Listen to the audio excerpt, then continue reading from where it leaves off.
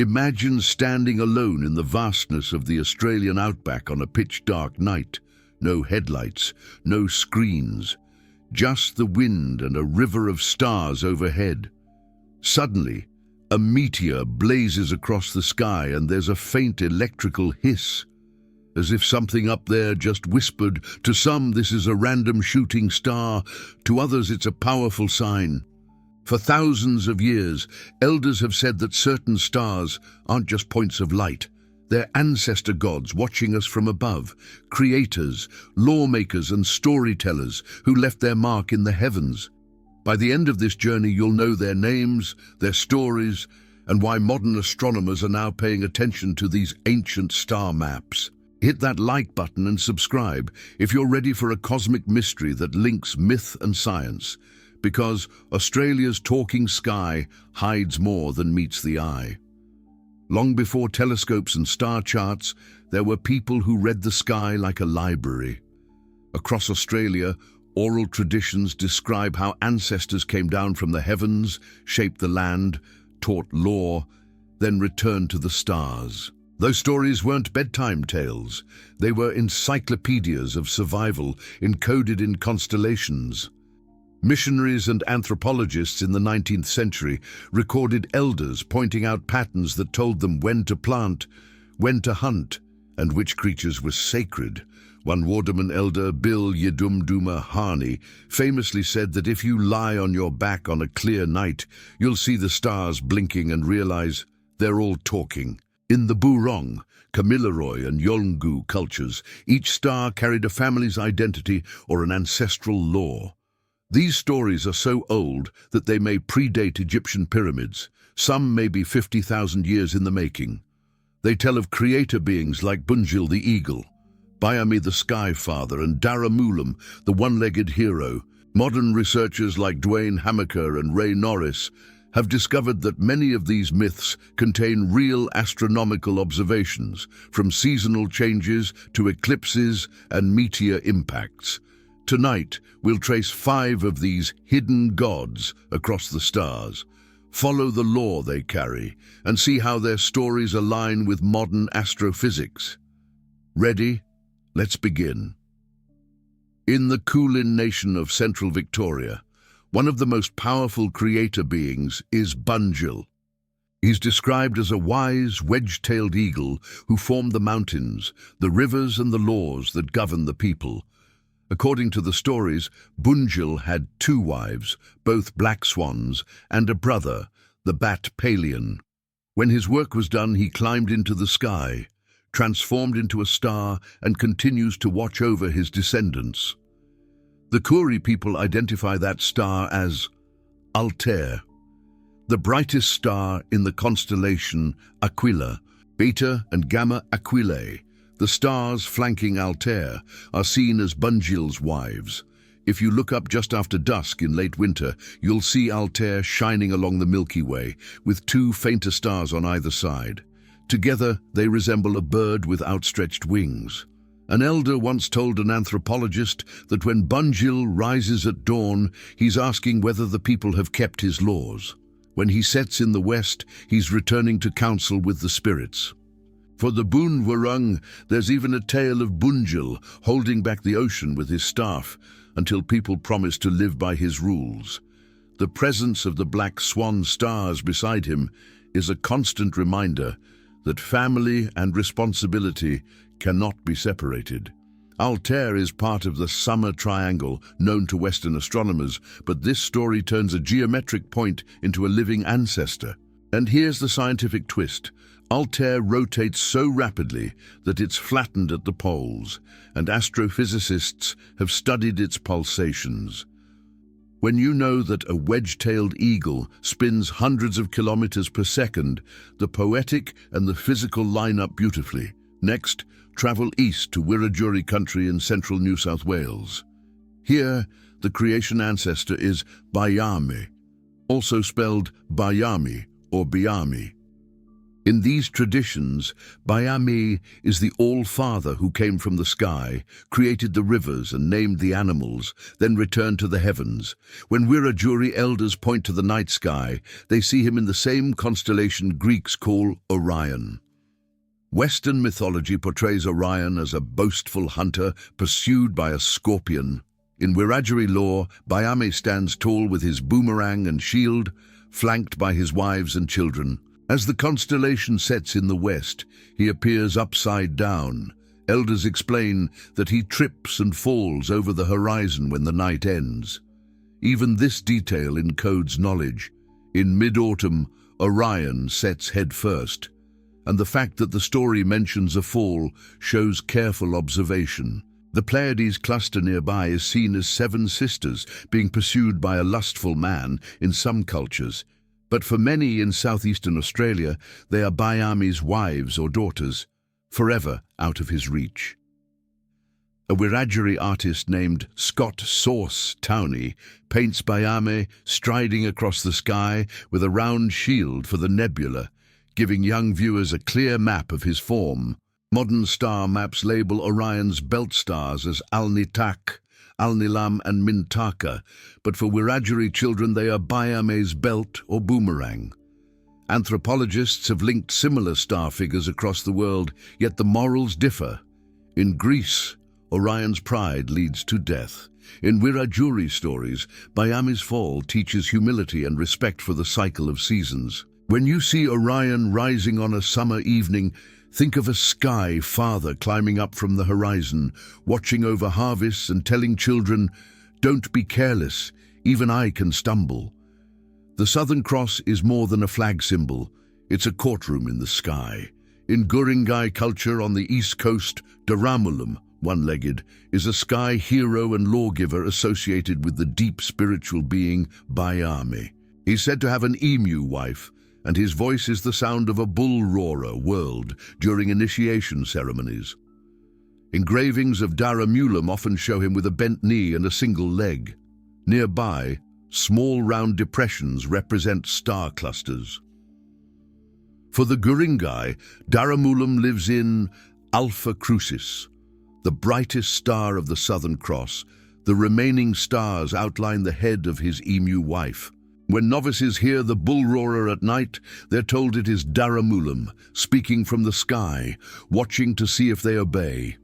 If the cross stands upright after sunset, it's time for certain ceremonies. If it tilts, the season has shifted. In Wardaman country further north, the law is guarded by another sky being, Nardi, the sky boss. Nardi is described as a powerful figure who laid down the rules of marriage and ceremony. His wife is Merrerrebena, and she is embodied in the red star Antares in Scorpius. Merrerrebena enforces ceremonial law. When Antares rises brightly in winter, elders remind everyone of her vigilance. The Wardaman tell of Nardi and Merrerrebena using stars as messages during initiation. If a boy hears a meteor's hiss without acknowledging it, he risks illness. Western astronomers know Antares as a variable red supergiant that brightens and dims over 4.5 years. The oral tradition recognizes this. When Antares pulses, Merrerrebena is said to be breathing, reminding the people that laws are living things. It took European science until the 19th century to document variable stars, yet elders had already encoded that knowledge into law stories. Not all gods are human. High above the desert, the dark space within the Milky Way forms the shape of a giant emu. Instead of drawing lines between stars, Aboriginal astronomers recognized the dark gaps, a technique that would delight modern astrophotographers. This emu in the sky stretches from the Coalsack Nebula near the Southern Cross down to Scorpius. In March, only the head and neck of the emu are visible. Elders say he's just peaking, signaling the end of the wet season. By April and May, the whole body appears, legs outstretched, which tells hunters that real emus are laying eggs and it's time to collect them. In June and July, the legs disappear and the emu seems to be sitting. Male emus are incubating eggs, so you should leave nests alone. By November, the emu is low on the horizon and aligns with the ground like a waterhole. This indicates that billabongs are full. When it vanishes in summer, waterholes are drying up repeats. Similar patterns exist for crocodiles, turtles and sharks. The dark space near Sagittarius becomes a crocodile whose rising warns fishers to be cautious. A pilot lost in Central Australia during World War II remembered a story that the dark streak of the Milky Way points the way home. He followed it until he saw the Southern Cross upright over a mountain and landed safely. Young stockmen in the 20th century used the position of the scorpion's tail as a rough clock. These star maps aren't decorative. They're mnemonic devices linking cosmology with ecology. When a child learns to see an emu or crocodile in the sky, they're also learning breeding cycles, bush tucker seasons, and how to read the land. For a long time, Western historians believed variable stars were discovered by Europeans. Yet an Australian study published in 2016 showed that Aboriginal oral traditions already described the changing brightness of three red giant stars: Betelgeuse, Aldebaran, and Antares. Elders from the Tiwi Islands and Western Desert recount watching Betelgeuse beat like a heart and Aldebaran flare and fade. In Wardaman stories, the breathing of Antares, Merrerrebena, is a signal to renew law. Each variation has a meaning. Recognition of this observational skill has grown. In 2016, the International Astronomical Union officially adopted 86 star names from non-Western cultures. 4 of them come from Australian traditions: Lararang, Wurrun, and Ginan from the Wardaman people, and Unergunite from the Burong people. Ginan is the 5th star in the Southern Cross and represents a small dilly bag used in initiation ceremonies. Unergunite is a hero in Canis Major. These names sit alongside Arabic and Greek terms on star charts, marking a long overdue acknowledgement of indigenous astronomy. Scientists have also taken note of the morning star stories. In Yolngu culture, Barnum Bir is a female spirit who guides the first humans to Australia and later rises as Venus. She trails a rope of light back to the island of the dead. During the morning star ceremony, elders hold a pole adorned with feathers and strings that symbolize this rope. Participants send messages along it to ancestors, and the cycle of Venus determines when the ceremony is held. Astronomers identify Barnum Bir's rope as the zodiacal light, created by interplanetary dust scattering sunlight.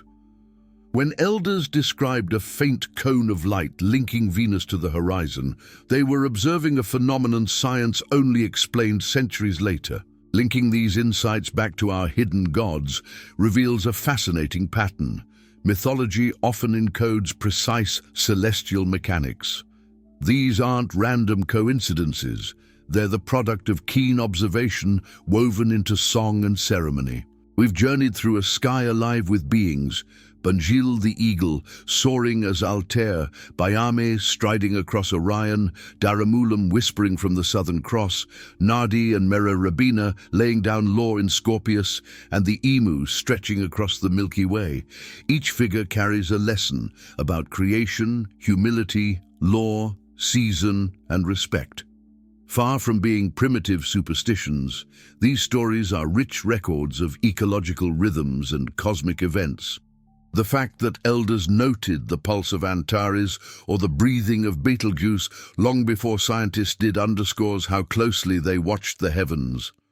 When modern astronomers convert starlight into music or name stars like Ginan and Unergunite, they are acknowledging a partnership with the world's oldest astronomers.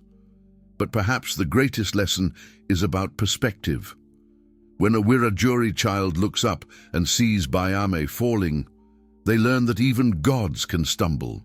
When a Wardaman elder listens to a meteor's hiss, They hear Nardi reminding them of obligation. When you next camp under a southern sky, take a moment to trace the emu, find Altair, and imagine a wedge-tailed eagle with his swan wives.